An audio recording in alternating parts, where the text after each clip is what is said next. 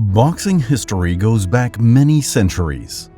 Mentions of fistfights are found in different civilizations, from ancient Greece to the Sumerians. Changed.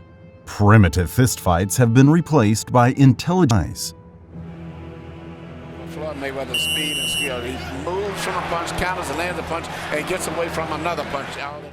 Now, when boxers enter the ring, we see a battle of styles. A confrontation between different schools of boxing. Having a style is a prerequisite for becoming a successful boxer. Fighting style is a means of victory in the ring, a stronghold of the fighter's uniqueness, and a guarantee of the audience's favor. Spectacular or pragmatic, offensive or defensive, each style has its own fans. Welcome to the Boxing Classics channel. Today we will tell you about a boxer whose fights are synonymous with beauty, skill, and efficiency. This is the story of the rise of Dmitry Bivol, the last Soviet-style boxer.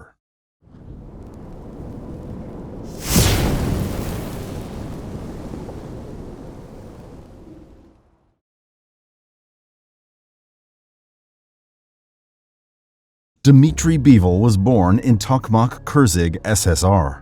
His exotic appearance is a testament to his multi-ethnic blood, which is not surprising for a native of the Soviet Union. His father, Yury Bivol, is from Moldavian SSR. His mother, Elena, is an ethnic Korean, but was born and lived in the Kazakh SSR. Dmitry lived in Kyrgyzstan until he was 11 years old, where from the age of 6 he began to learn the basics of boxing science under the guidance of Vyacheslav Sharapov. However, the conditions for formation were not so good. On the coach's recommendation, the family moved to St. Petersburg. It was in Russia that Dmitry became the man he is today. Not surprisingly, all the nations he is associated with consider him one of their own. Bivol also doesn't like to identify himself as belonging to only one country. This is how he answers the question about his cultural and national belonging. Этот вот вопрос, он с самого детства у меня, а кто я там, да, к чему, кому принадлежу больше, потому что я родился в Киргизии, у меня корейско-молдавская кровь, я говорю только по-русски, живу в Санкт-Петербурге с 11 лет. И в итоге в какой-то момент я понял то, что я вот прям явный пример человека Советского Союза. То есть я вот плод Советского Союза. Dmitry's second coach was Nikolai Isaev, under whose mentorship he formed the foundations of his boxing style. Over the next 5 years, Dmitry won the Russian Championship 5 times, 3 times at the European Championships, and twice at the World Championships. Before the age of 17, he became the most titled amateur in Russia. But the transition to the adult category was not easy for Dmitry. In highly competitive conditions, he won the Russian Championship at the 3rd try. The first time he got a bronze medal, after which he and Nikolai Isaev parted ways. Gennady Mashyanov became his next mentor. Under his guidance, he took silver and then a gold medal.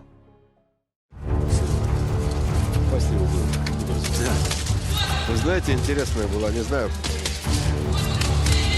насколько уже низко раз. Характерно. Бивол точно попал, но в прошлом году, как мне рассказывали, он пришел на тренировки Натальи Рогозиной. Ну, посмотрите, что у нас происходит. Да, ударов 5 очень мощный Бивол попал и чудом устоял. In 2013, Dmitry reached the final of the Summer Universiade, where he had to fight Alexander Gvozdyk. Unfortunately, the bout between the two technicians did not happen. Bivol injured his right hand on the way to the final and had to settle for the silver medal. Dmitry had an exciting amateur career with 268 wins and 15 losses. He didn't have a chance to participate in the Olympic Games, which is a priority for every amateur. At the same time, Olympic gold is the ceiling for amateur boxing. Therefore, Bivol sacrificed his amateur dream to move on to fulfill his goals at the professional level.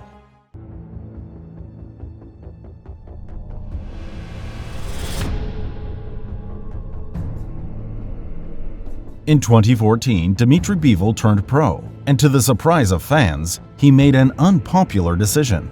He signed a contract with the Russian company World of Boxing.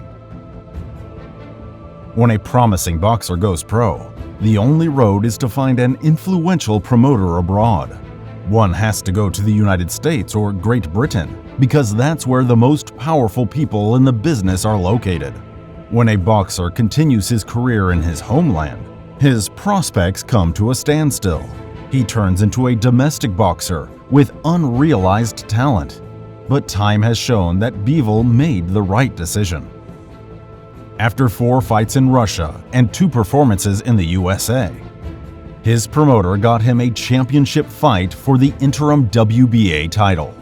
The holder of the belt was the undefeated Felix Valera.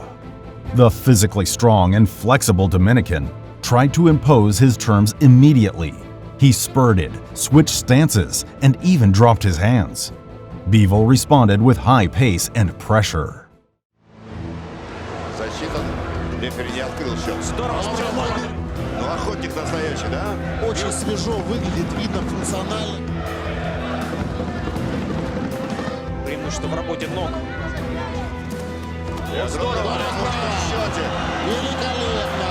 Великолепно! Dmitry was loaded for the knockout, and it prevented him from acting more coolly. On the other hand, Felix recovered instantly from every punch. There are some fights in which a boxer learns on the fly. For Bivol, this was such a fight. He won by decision, became the interim champion, and most importantly, he gained new experience. Already holding the title, Dmitry had 2 fights in the United States, broadcast by Showtime and HBO. In one fight, Bivol defeated Samuel Clarkson. In the other, he demolished Cedric Agnew. –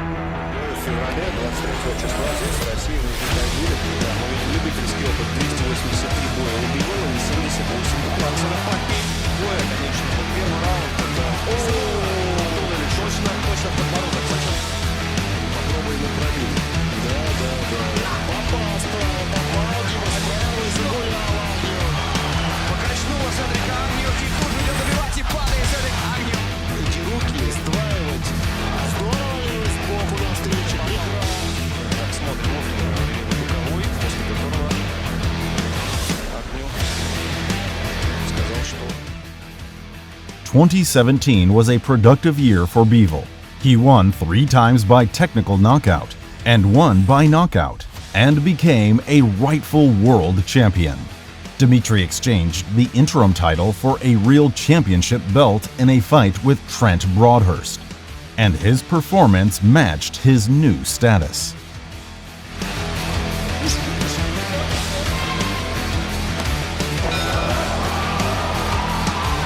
Defeated and still the WBA light heavyweight champion of the world, the fighting pride of St. Petersburg, Russia, Dmitry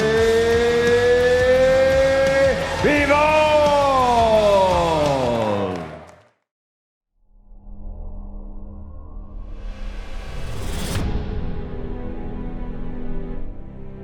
For every boxer who is at the beginning of his journey, it's essential to realize his abilities and find the right style that will bring results. Fortunately for Dmitry, every coach realized his potential and helped to cultivate the qualities that are laid down by nature. From the first training session, Bivol showed mobility. The personal feature revealed by the first trainer, Vyacheslav Sharapov, was brought to a new level by Nikolai Isaev. The important feature of Isaev's boxing school is the pendulum step, but it was under the guidance of Gennady Mashyanov that his footwork became a universal element. Bivol has excellent balance due to his wide leg stance. American and Puerto Rican boxers use this stance to punch harder. In this leg position, they are usually static, but in Dmitry's work, we see fundamentally different things. His footwork easily breaks the distance. He feigns the first attack and catches the opponent with counteractions. Often he traps the opponent using only footwork.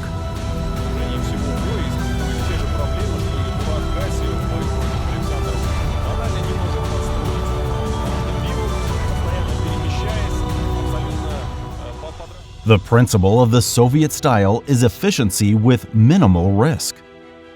It's realized by the simplest and most effective weapon, the straight punches. But how can simple, at first glance, attacks look entertaining? The answer lies in Dmitry Bivol's technique. High speeds plus rhythm of movement and straight punches become bullets that hit opponents like walking punching bags.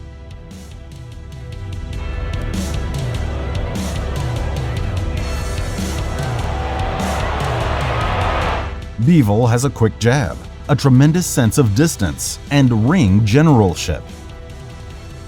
In every fight, he tries to take the center of the ring and press, despite the fact that he's not a power boxer. Even if he has to step back, he never goes to the corners. He always stays in the middle. For every boxer, the fight against Bivol becomes a test of conditioning. He can be a tempo boxer,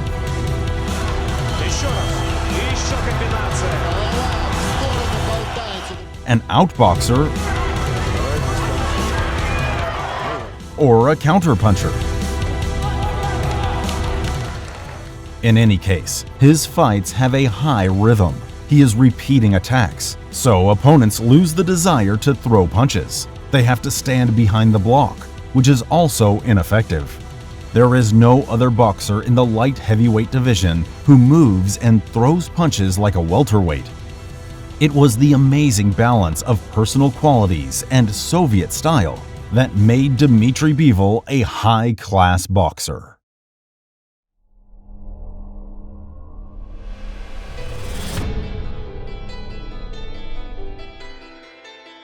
After becoming a full-fledged champion, Dmitry got a chance to fight more notable opposition. The first top opponent was Sullivan Barrera, ranked at the top of the WBA. The athletic Cuban had just one loss to Andre Ward. His experience was a weighty aspect, but not the determining one. From the first round, Dmitry found the challenger's mistakes and landed a few hooks. The speed advantage of Bivol was overwhelming. After several headbutts, the champion got injured. However, this didn't stop him from shooting the slow Cuban.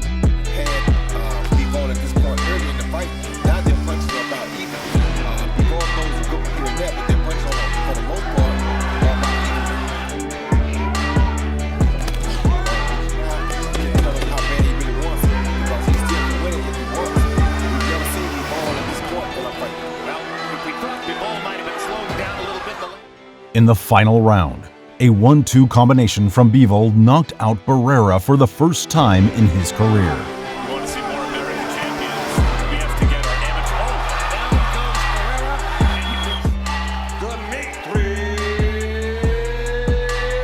Dmitry Bivol! Dmitry made his third title defense against the famous Canadian Jean Pascal. In such fights, it's interesting to watch this stylistic rivalry. Pascal's wait-and-see, explosive style versus Bivol's boxing sensitivity and technique. There's a certain ugliness and unpredictability to Jean's punches. This usually gives him an advantage, but in the fight with Bivol, it worked against him.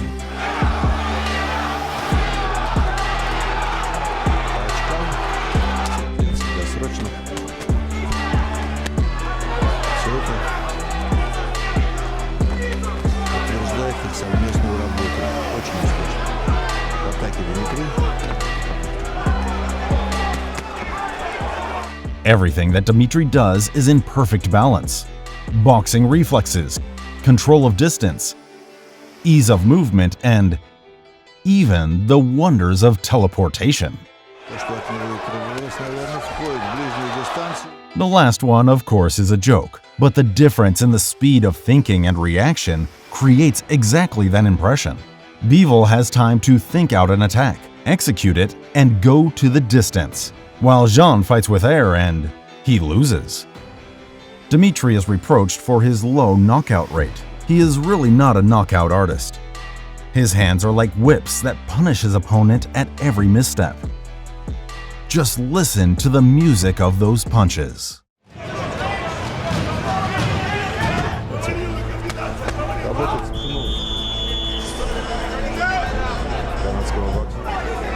Все получается.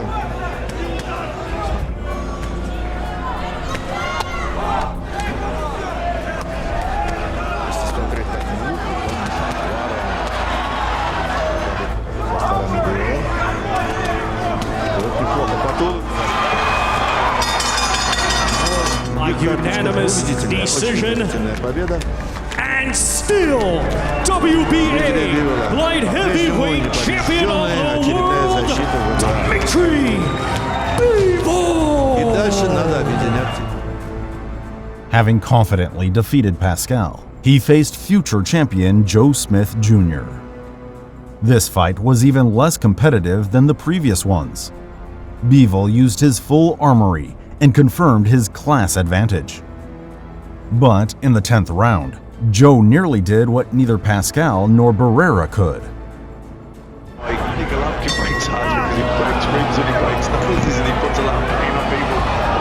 Smith landed a punch that nearly gave Bivol's fans a heart attack. Fortunately, Gennady Mashyanov quickly brought Dmitry to his senses and gave him an important instruction. When he's gonna jump on you, just hit him in the face. Do it there.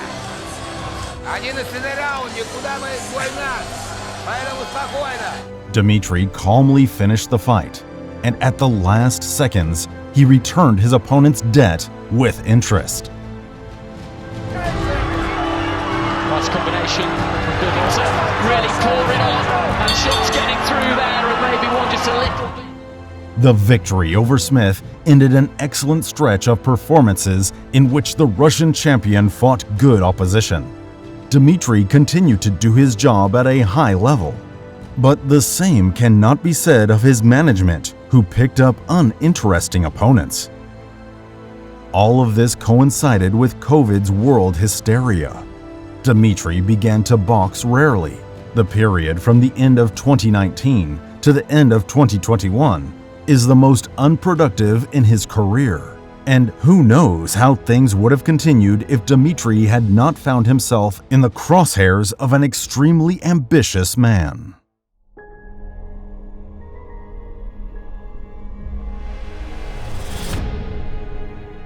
Each boxer's career is divided into stages and levels. Entry to a new level is possible only by defeating a legendary opponent. Until May 2022, Dmitry Bivol didn't have a chance to make this transition. Such an opportunity was presented to him by the boxer who leads the present era. Saul Alvarez has been the undisputed face of boxing since the end of the last decade. He was the king of pound for pound and did not lose for 9 years. Being a very ambitious boxer, Canelo has set a new goal of becoming a 2-time undisputed champion. On the Mexican's radar was the light heavyweight division, in which he was former champion. Alvarez planned to start cleaning up this division with Bivol, because he considered him the weakest of the champions. As mentioned, Dmitry's career has gone into the shadows. During these years, the attention to him diminished due to mediocre opposition.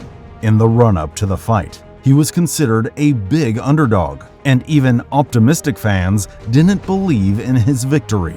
Everyone understood the need for a knockout, because in a close fight, a decision win would not be given to Dmitry. When Bivol walked to the ring, he was accompanied by the disapproving whistle of the crowd. But no matter what was predicted behind the scenes, no matter what fan base was behind the boxers, it didn't matter in the ring.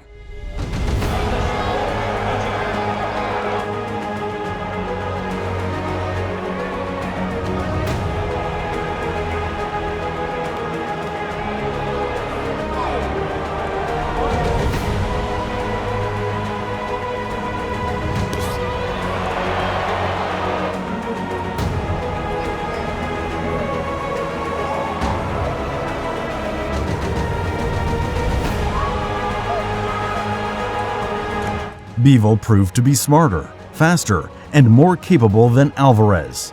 And it was a surprise, first of all, for Canelo. The Mexican tried everything. He pressed, tried to break his hands, retreated to the ropes, forced Dmitry to make rash moves. But nothing worked. Alvarez's nerves were fraying with frustration.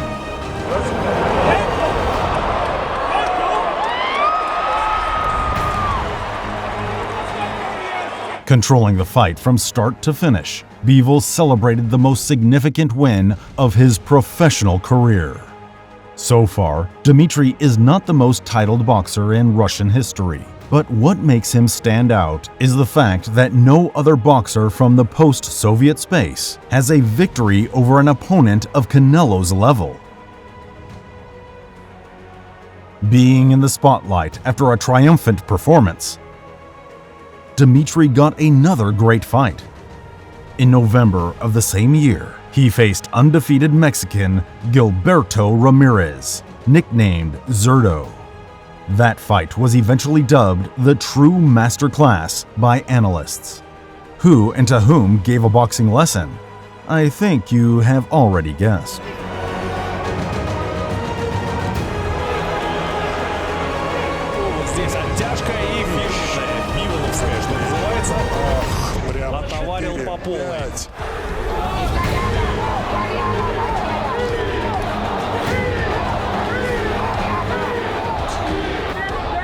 Bivol celebrated his 21st win in the pro ring.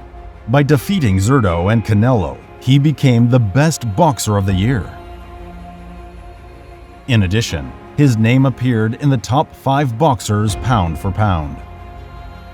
Dmitry Bivol belongs to a small group of high-class boxers whose fights are an aesthetic pleasure to watch.